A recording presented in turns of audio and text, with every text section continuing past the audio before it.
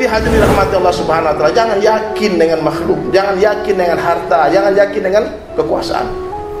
Saya pernah mendengar seorang ulama dakwah menjelaskan, hadirin sekalian, kalau ada orang hari ini mengatakan kalau kita nggak ada duit, bagaimana bisa dakwah? Ini orang, hadirin mulia, tanpa sadar dia telah berperang dengan Allah. Dia memusuhi Allah, dia menafikan Allah, mesti nafikan harta. Sebagaimana Nabi Musa alaihissalam ketika Allah Ta'ala memberikan tawaran kepada Musa terhadap apa yang mau kau minta terhadap Qarun, la'natun alaih. Qarun begitu menyusahkan, memfitnah Nabi Musa siang dan malam. Maka Nabi Musa alaihissalam berdoa kepada Allah, ya Allah, hancurkan Qarun dengan seluruh hartanya. Nabi Musa beda, kalau kita mungkin doa kita beda, ya Allah hancurkan Qarun, hartanya tinggalin buat dakwah. Karena kita masih yakin dengan harta. Naudzubillah. Maksud dakwahnya Nabi Musa bukan untuk mendapatkan kerajaan dunia, tapi untuk menjadikan semua umatnya, semua kaumnya menjadi raja-raja di surga. Bukan untuk mendapatkan harta benda dunia, tapi ingin menjadikan seluruh pengikutnya, hadirin mulia, untuk menjadi orang kaya selama-lamanya di surga. Ini maksud dakwah kita, bukan dunia, hadirin sekalian. Dunia ini sampah dalam pandangan.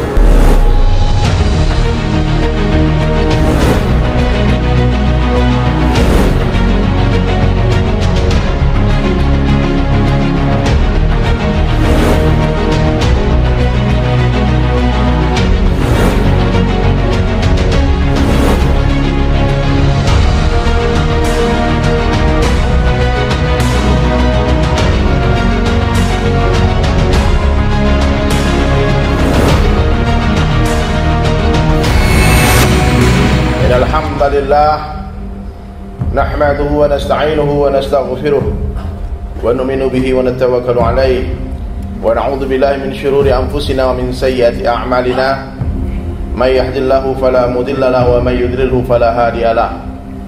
Ashhadu an la ilaha illallah wahdahu la syarika lah wa ashhadu anna Muhammadan 'abduhu wa rasuluhu la nabiyya ba'da. Allahumma shalli ala Muhammadin wa ala alihi wa ashabihi ajma'in. Qala Allah Ta'ala fil Qur'anil Karim, a'udzu billahi minasy syaithanir rajim. Bismillahirrahmanirrahim. Ya ayyuhalladzina amanu taqullaha haqqa tuqatih wa la tamutunna illa wa antum muslimun. Wa qala aidan, ya ayyuhalladzina amanu taqullaha wa qulu qawlan sadida yuslih lakum a'malakum wa yaghfir lakum dhunubakum wa man yuti'illaha wa rasulahu faqad faza fawzan 'azima. Wa qala Nabi sallallahu alaihi wasallam fi hadis qudsi an Abi Darda radhiyallahu anhu yaqul, sami'tu Abul Qasim sallallahu alaihi wasallam yaqul, inna Allah qala ya Isa inni ba'ithu min ba'dika ummatan in asabahum ma yuhibbuna hamidullah wa in asabahum ma yakrahuna tasabu was-sabru wal hilma wal ilma. Kaifa yakunu hadha lahum wal hilma wal ilma ya Rab? Qala Allah Ta'ala u'tihim min hilmi wa ilmi. Atau kama qala Rasulullah sallallahu alaihi wasallam. Hadirin sekalian, sidang jemaah Jumat yang dirahmati Allah Subhanahu wa taala. Sengaja Allah Subhanahu wa taala menciptakan kehidupan dan kematian. Menciptakan seluruh suasana dan keadaan di dunia ini, hadirin, adalah untuk menguji manusia. Siapakah di antara kita yang paling ahsan amalnya, yang paling baik amalnya? Kekayaan di dunia adalah sebuah ujian. Kemiskinan pun adalah ujian. Kesehatan adalah sebuah ujian. Begitu juga dengan penyakit yang datang juga ujian. Seluruh keadaan adalah ujian. Siapa yang terbaik, hadirin mulia? Bukan orang kaya, bukan orang sehat, bukan pejabat. Yang terbaik siapa yang paling bertakwa. Siapa yang bertakwa dia mulia dalam pandangan Allah. Siapa yang tidak bertakwa dia hina dalam pandangan Allah. Satu orang miskin tinggal di kampung, penyakitan, hadirin sekalian, tak satu orang pun yang menghargai dia, memuliakan dia, menghormati dia. Dia bicara, tak ada orang yang mau dengarkan perkataan dia. Dia meminang orang, tak ada yang mengambil dia jadi menantu. Dia usulkan pendapat, tak ada yang menerima pendapat dia. Tapi di hati orang miskin tadi ada Allah. Di hati orang miskin tadi, hadirin mulia, orang kampung tadi ada ketakwaan kepada Allah. Yakinlah, satu orang miskin semacam ini lebih mulia dalam pandang Allah daripada seluruh presiden kafir yang ada di seluruh dunia ini. Jadi hadirin mulia, hidup kita singkat di dunia untuk apa? Sempurnakan ketakwaan kepada Allah. Bagaimana supaya ketakwaan datang dalam diri kita? Hadirin sekalian, kita mesti mengenal Allah. Siapa saja yang mengenal Allah, dia pasti akan mencintai Allah. Siapa saja yang mencintai Allah, dia pasti akan takut kepada Allah. Takut kepada Allah ini berbeda dengan takut kepada makhluk. Orang kalau takut kepada makhluk, dia akan lari menjauh bersembunyi. Tapi orang yang takut kepada Allah, dia akan lari mendekat merapat kepada Allah. Kalau orang sudah mulai takut kepada Allah, barulah dia akan taat kepada Allah. Jadi hadirin dirahmati Allah Subhanahu wa taala, maka hari-hari besarkanlah Allah, bicara kebesaran Allah di mana saja, kapan saja, jumpa siapa saja, bicara kebesaran Allah. Musibah besar hadirin sekalian ketika dua orang mukmin berjumpa, namun yang dibicarakan hanya dunia saja. Yang dibicarakan hanya politik saja, yang dibicarakan hanya bisnis saja, yang dibicarakan cuma anak istri dia saja, yang dibicarakan cuma teman-teman dia saja. Dia tak bicara iman, dia tak bicara kebesaran Allah, dia tidak bicarakan hebatnya Allah, tak besarkan Allah, tak agungkan Allah. Ini majlis yang malang hadirin sekalian. Sering kita duduk berjam-jam hadirin mulia dengan para orang-orang yang notabene orang-orang ahli agama, tapi tak ada nama Allah yang mereka sebut. Menurut saya, sekali-sekali hadirin mulia, di setiap majlis, jangan hanya di masjid, bukan hanya di masjid, di pasar, di warung, di kafe, di jalan, di bis, kita bicara kebesaran Allah. Ketemu orang kaya, katakan ke orang kaya itu hadirin, ingatkan mereka Allah yang maha kaya. Itu harta yang di rumahmu bukan kau yang punya, Allah yang punya. Ketemu pedagang, katakan kepada pedagang, yang memberikan untung, yang memberikan rezeki adalah Allah, bukan perdaganganmu. Ucapkanlah hari-hari la ilaha illallah. Ketemu petani, katakan kepada petani, itu buah-buahan bukan datang dari pertanianmu, buah-buahan datang dari khazanah Allah. Buah bukan datang dari ranting, ranting bukan datang dari dahan, dahan bukan datang dari batang, batang bukan datang dari akar, akar bukan datang dari tanah, tapi akar datang dari Allah, batang datang dari Allah, dahan datang dari Allah, ranting datang dari Allah, daun datang dari Allah, dan buah pun datang dari Allah. La ilaha illallah. Susu bukan datang dari sapi, susu datang dari khazanah Allah.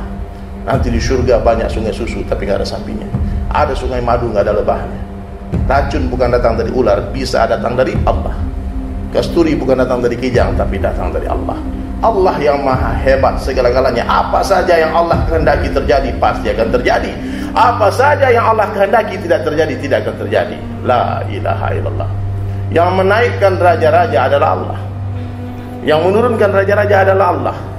Yang memuliakan adalah Allah, yang menghinakan adalah Allah. Allah kuasa memuliakan orang biasa tanpa menjadikan dia raja. Allah kuasa menghinakan raja-raja tanpa mengambil kerajaannya. Dia tetap jadi raja tapi dia hina dalam pandangan manusia.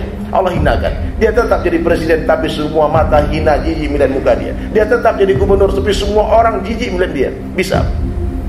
Allah kuasa membahagiakan orang biasa tanpa menjadikan dia kaya. Allah mampu menjadikan orang miskin, membahagiakan orang miskin tanpa memberi dia harta. Begitu juga Allah kuasa menghinakan, menyusahkan, menghancurkan orang kaya tanpa mengambil hartanya. Tambah kaya, tambah susah. Tambah kaya, tambah binasa. Jadi hadirin mulia, dapatkan Allah, kita akan dapatkan segala-galanya. Tapi bila kita kehilangan Allah, kita akan kehilangan segala-galanya. Maksud perjuangan kita ini mendapatkan Allah. Cobalah sekali-sekali minta berdoa kepada Allah. Ya Allah, aku mau Engkau saja ya Allah.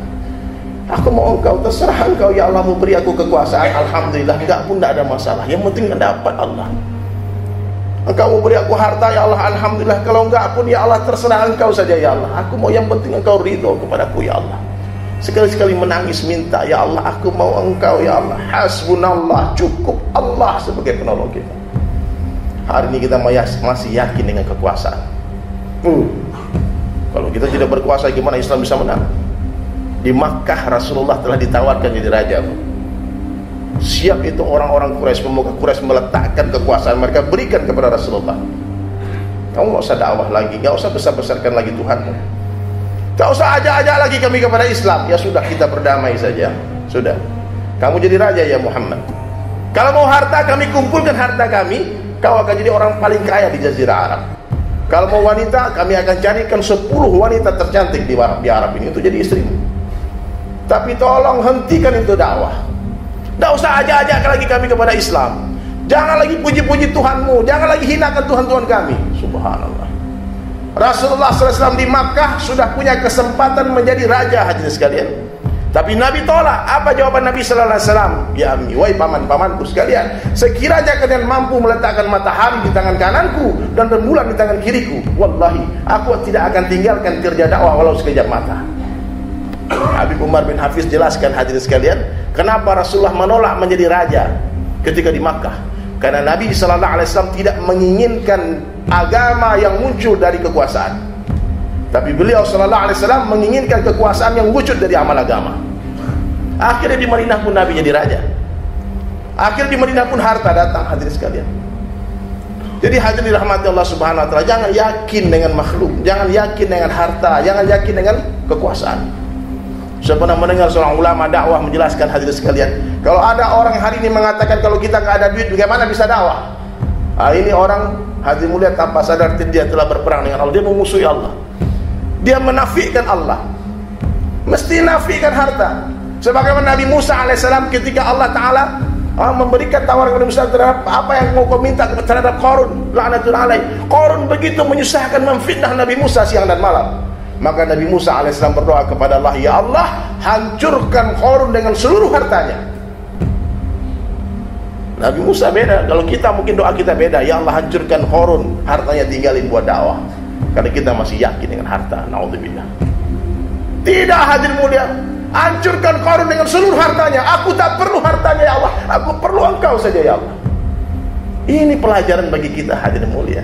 Ketika Nabi Musa alaihissalam telah selamat sampai ke seberang di Madian, selanjutkan perjalanan ke Madian, hadirin sekalian, ke Palestina hari ini. Di Laut Merah telah terbenam jasadnya Fir'aun laknatullah alaih. Di Mesir tinggal kerajaan dengan singgasana, dengan semua jajaran pemerintahnya komplit, rakyatnya pun ada. Tinggal balik ke Mesir, Nabi Musa bisa jadi raja. Tapi Nabi Musa tak pengen itu, hadirin mulia. Maksud dakwahnya Nabi Musa bukan untuk mendapatkan kerajaan dunia, tapi untuk menjadikan semua umatnya, semua kaumnya menjadi raja-raja di surga. Bukan untuk mendapatkan harta benda dunia, tapi ingin menjadikan seluruh pengikutnya, hadirin mulia, untuk menjadi orang kaya selama-lamanya di surga. Ini maksud dakwah kita, bukan dunia, hadirin sekalian. Dunia ini sampah dalam pandangan Allah. Dunia jifah, dunia ini bangkai, kata Nabi SAW. Dalam pandangan Allah tak ada harganya sedikit pun, bahkan tak lebih berharga daripada sebelah sayap nyamuk. Namun hari ini kita agung-agungkan dunia yang telah Nabi hinakan. Idza azamat ummati dunya, kalau umatku sudah mengagung-agungkan dunia, nuzi'a minha haibatul Islam, Allah akan cabut dari umat ini kehebatan Islam. Kita banyak tapi kita hina. Banyak orang Islam hari ini malu menampakkan keislamannya. Nauzubillah min zalik. Maka mulai hari ini kita hijrah, kita taubatlah, hadirin mulai dari yakin kepada makhluk menjadi yakin kepada Allah, dari cinta kepada dunia menjadi cinta kepada akhirat, dari yakin kepada mal menjadi yakin kepada amal.